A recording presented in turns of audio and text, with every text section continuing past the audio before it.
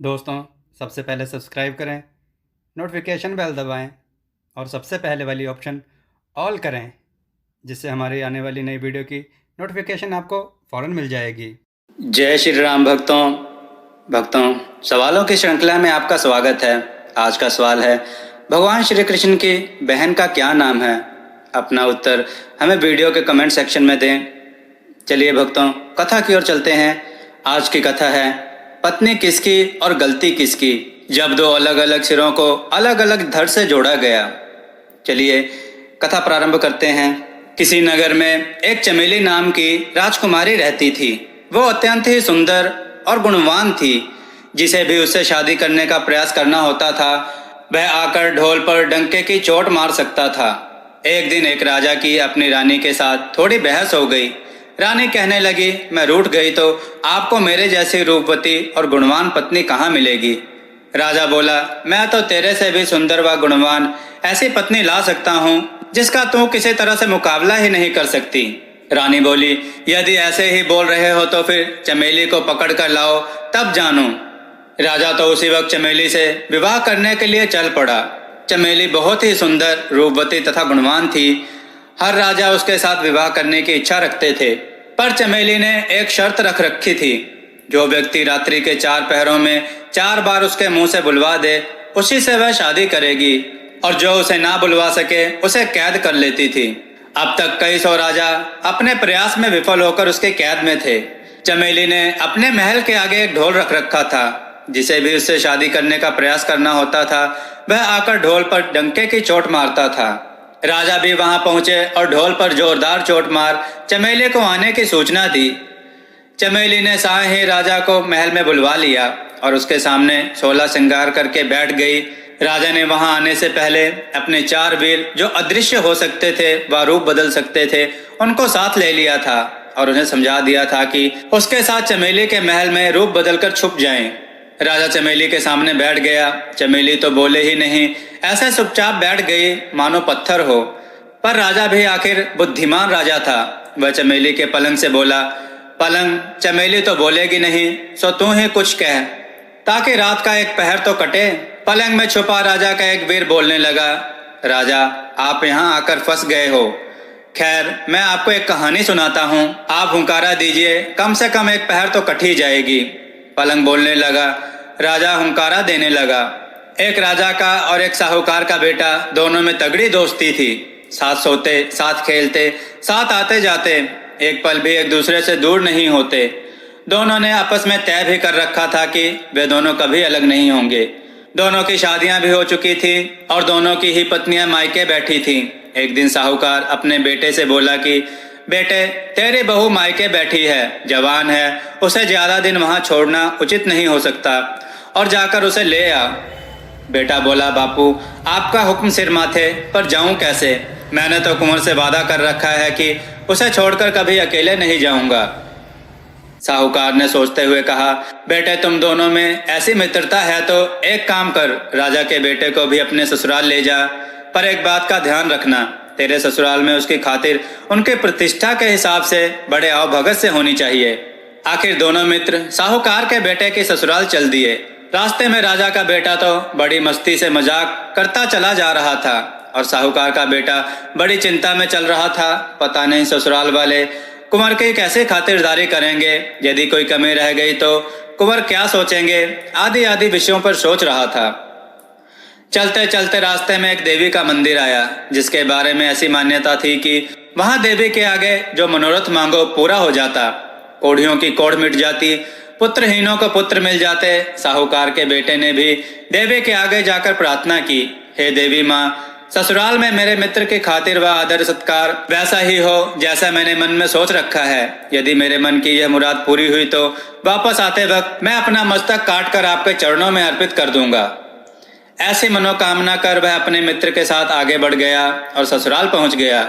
ससुराल वाले बहुत बड़े साहूकार थे। उनकी कई शहरों में कई दुकानें थीं। विदेश से भी वे व्यापार करते थे।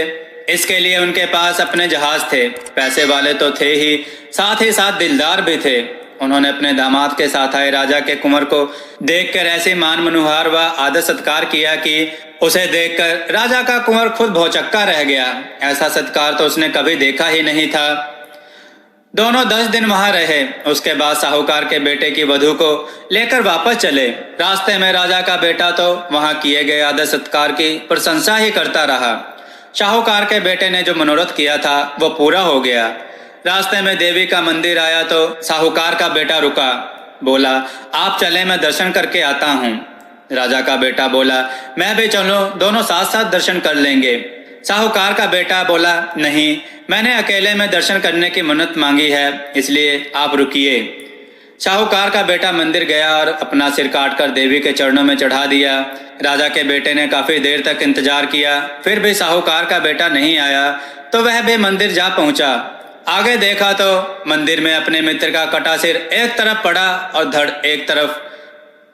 राजा के बेटे के पैरों तले से धरती ही खिसक गई। ये क्या हो गया? अब मित्र की पत्नी और उसके पिता को क्या जवाब दूंगा? कुंवर सोच में पड़ गया कि इस तरह बिना मित्र के घर जाएंगे तो लोग क्या सोचेंगे। आज तक अलग अलग नहीं रहे, आज कैसे हो गए? ये सब सोचते सोचते और विचार करते हुए कुंवर ने भी तलवार निकाली और अपना सिर काटकर देवी के चरणों में चढ़ा दिया। उधर साहूकार की वधू रास्ते में खड़ी खड़ी दोनों का इंतजार करते करते थक गई तो वह भी मंदिर के अंदर पहुंची और वहां का दृश्य देख हक्के बक्के रह गई। दोनों मित्रों के सिर कटे शव पड़े थे। मंदिर में लहू बह रहा था। वह सोचने लगी कि अब उसका क्या होगा, कैसे ससुराल में बिना पति के जाकर अपना मुंह दिखाएगी, लोग क्या क्या कहेंगे। यह सोचकर उसने भी तलवार उठाई और जोर से अपने पेट में मारने लगी। तभी देवी माँ ने प्रकट होकर उसका हाथ पकड़ लिया। साहूकार की वधू देवी से बोली, हे देवी, छोड़ दे मुझे और मरने दे। इन दोनों का तूने भक्षण कर लिया, अब मेरा भी कर ले।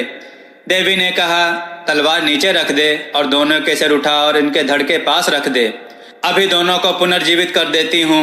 साहूकार के वधू ने झट से दोनों के सिर उठाए और धड़ों के ऊपर रख दिया।